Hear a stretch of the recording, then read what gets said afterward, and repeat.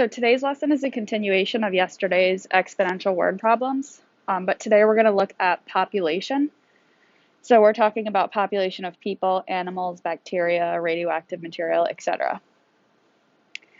Here's the formula that we're going to be using, and it's actually the same as the compound interest formula from yesterday, but in this case the growth or decay factor is compounded annually, therefore the n value is always 1.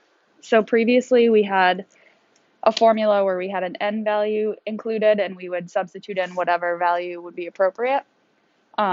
Here we do not have to do that. The n value is equal to 1, which kind of simplifies the equation for us.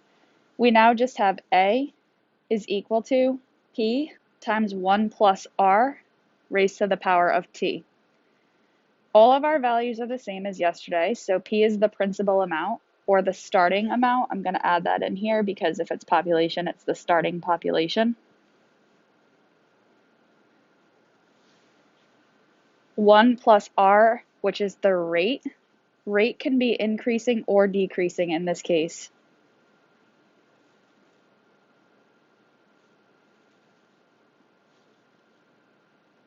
So now you might be subtracting a value instead of always adding.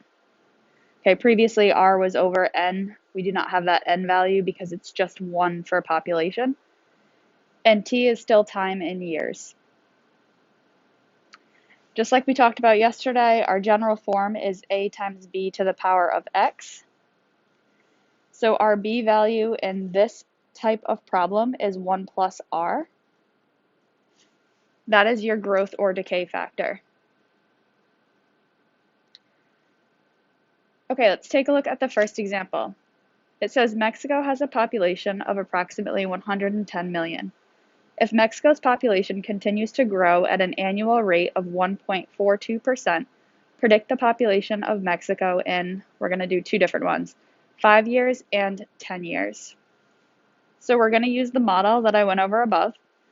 It's A is equal to the principal or the starting amount times 1 plus the rate raised to the power of time. In this case, our principal amount is 110 million. So we need to pay attention. It does say 110 million.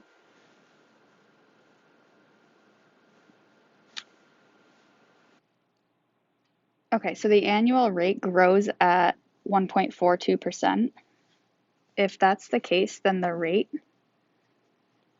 is 1.42. You move that decimal place over 2 points, which is equal to 0.0142.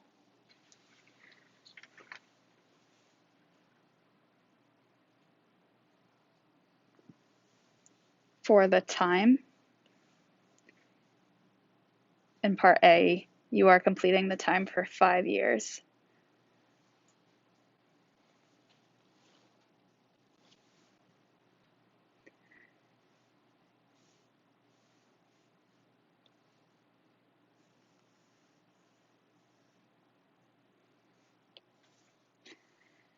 So substitute all those values into your equation to give you 110 million multiplied by 1 plus 0.0142 raised to the power of 5.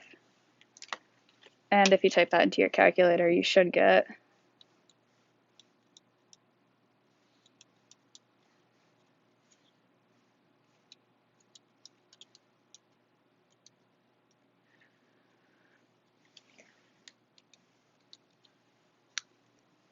approximately 118,034,976. Because you're talking about human population, you round to the nearest whole number. In this case, you don't have to, but that would typically be what you do.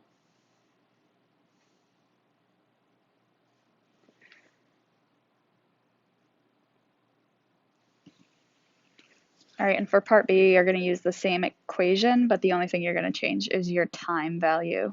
So the value of T will change.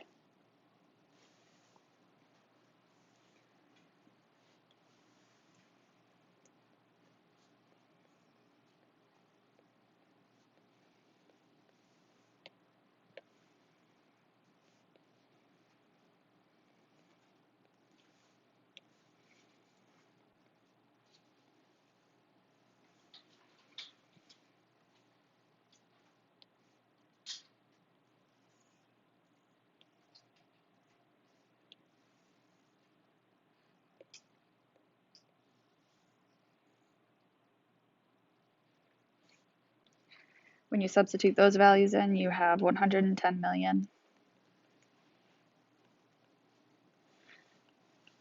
multiplied by 1 plus 0.0142 raised to the power, whoops, I wrote that wrong, raised to the power of 10. If you type that into your calculator, you get approximately 126,656,868.8, so I'm going to round that to 869.